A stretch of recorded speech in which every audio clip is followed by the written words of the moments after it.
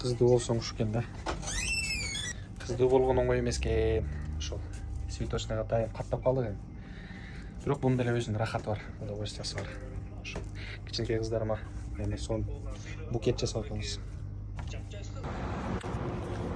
Вот так, ушундай туугандар. Кыздуу болуш внимание требует этип вниманиячы. Ошо вниманияны бөлүп туура аларгачы көңүлүн алып туруш керек. Азыртан ушундай кылып чоңойтуш керек экен. Себеп дегенде кыз бала кийин бирөө жарым гүл бере калса азгырылып кетпеш үчүн, алданып калбаш үчүн ушул жактан көңүлү ток болуп чоңоюш керек экен да.